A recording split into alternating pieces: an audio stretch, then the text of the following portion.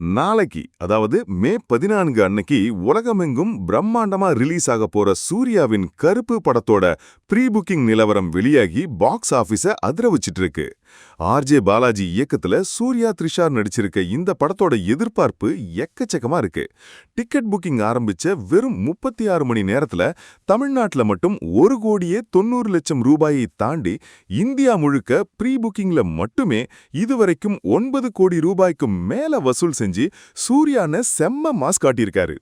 அது மட்டும் இல்லாம சூர்யா ரசிகர்களுக்கு இன்னொரு டபுள் ட்ரீட் என்னன்னா, கருப்பு படத்துக்கு தமிழ்நாடு அரசு சிறப்பு காட்சி திரையிட அனுமதி கொடுத்திருக்காங்க. ஆமாங்க, தமிழ்நாடு முதலமைச்சர் தளபதி விஜய் அவங்க ரிலீஸ் ஆகிற மே 14 மற்றும் மே 15 ஆகிய 2 நாட்களுக்கும் காலை 9 மணி ஸ்பெஷல் ஷோக்கு அபிஷியலா பர்மிஷன் கொடுத்திருக்காரு. இதனால படத்தோட முதல் நாள் வசூல் வேற லெவல்ல இருக்க போகுது. கமெண்ட்ல சொல்லுங்க, சிறப்பு காட்சி 9 கோடி ப்ரீ புக்கிங்னு ரிலீஸுக்கு முன்னாடியே மாஸ் காட்டுற கருப்பு திரைப்படம் சூர்யா கரியர்லயே மிகப்பெரிய வசூல் சாதனை படைக்க போகுதா? அடுத்ததா சூப்பர் ஸ்டார் ரஜினிகாந்த் ஃபேன்ஸுக்கு ஒரு சின்ன ஏமாற்றம் கொடுக்கிற அப்டேட்.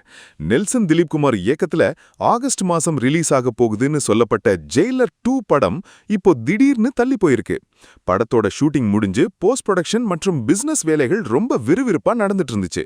குறிப்பா அமேசான் நிறுவனம் ஓடிடி உரிமத்தை 160 கோடிக்கு வாங்கியிருக்காங்கன்னு நாம ஏற்கனவே பார்த்தோம்.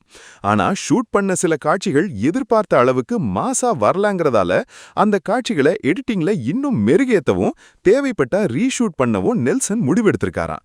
அதனால படத்தை இன்னும் கொஞ்சம் பிரம்மாண்டமா பக்கா அவுட்புட்டோட கொண்டு வர கிருஷ்ண ஜெயந்தி விடுமுறையை குறிவச்சு செப்டம்பர் 4ஆம் தேதி ஜெயிலர் 2 தியேட்டருக்கு வரும்னு லேட்டஸ்ட் தகவல் வந்திருக்கு.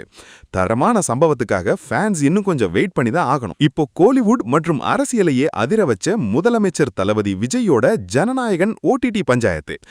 வினோத் இயக்கத்துல உருவாகி இருக்க இந்த படத்தோட சென்சார் பிரச்சனையால ரிலீஸ் தள்ளி போனது மட்டும் இல்லாம படம் ஆன்லைன்ல லீக் ஆனதால அமேசான் நிறுவனம் போட்டிருந்த ஓடிடி ஒப்பந்தத்தை கேன்சல் பண்ணிட்டாங்கன்னு பார்த்தோம். ஆனா இப்போ சீன் மொத்தமா மாறிடுச்சு. நடந்து முடிஞ்ச சட்டப்பேரவை தேர்தல்ல தளபதி விஜயின் தமிழக வெற்றி கழகம் மாபெரும் வெற்றி பெற்று அவர் தமிழ்நாடோட முதலமைச்சர் ஆகிட்டாரு.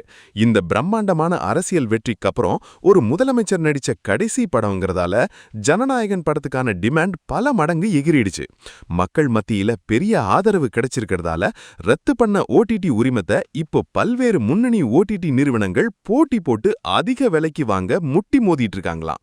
இதனால படக்குழுவும் தயாரிப்பு நிறுவனமான கேவிஎன்னும் செம்ம ஹாப்பியா இருக்காங்க. கடைசியா சூர்யா அண்ணனோட லைன் அப் அப்டேட். நாளைக்கு கருப்பு ரிலீஸ் ஆகுது.